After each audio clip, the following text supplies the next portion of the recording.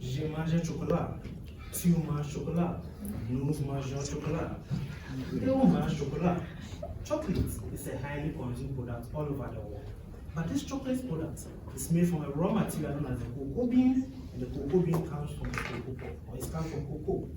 My name is Alexander Nyako, and I'm representing on the catalytic fractionation of cocoa products for valuable chemicals. My supervisors are Dr. Prince Nyako and Professor Karim Vigier. You see, in Africa, there are a lot of cocoa produced. But when we harvest cocoa, we have the cocoa bean with a whiter substance known as the mucilage, as you can see. And we have the cocoa pod husk, which covers the cocoa. But farmers are interested in the bean because you can get chocolate. But the cocoa pod husk, they are not interested, they leave it on the farmland to rot. In our team, we are interested in the cocoa pod husk. Number one, it is the largest part of the cocoa pod, and number two, it is lignocellulosic. What this means is that it consists of cellulose, hemicellulose, and lignin. You see, when you break down these components, you can get phenolics, you can get sugars, and with these compounds, you can get cosmetic products, you can get food and beverages, perfumes. In fact, you can get fragrance.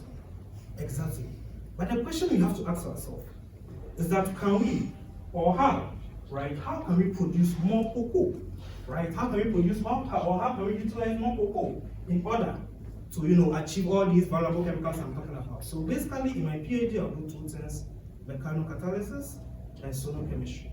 In mechanocatalysis, we need a milling ball, as you can see. We need a milling jar. You put your cocoa pod husk in it, you add an acidic catalyst, and then you add your milling ball, you insert in the ball mill. The ball mill rotates. When it rotates, mechanical forces happen, and then this breaks down the cocoa pod husk to get your sugars. In sonochemistry, we are basically subjecting ultrasound radiation to a liquid solution which has a cocoa pod husk in it. This creates bubbles which implodes and produce energy, which helps us to further degrade this cocoa pod husk, and we are able to extract polyphenols.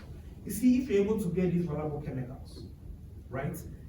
Well, basically, we are doing these two things because number one, it is greener, it is faster, and it does not involve any harsh chemicals. And so it is far more considerable as compared to traditional approaches, right? But then if you're able to achieve all these chemicals, it's going to create more jobs for people in Africa. Number two, it's going to incentivize cocoa farming. And number three, for you, the individual, is going to create a sustainable society. A society where we minimize waste to produce valuable consumption for human health. So let's say yes to green chemistry. Thank you.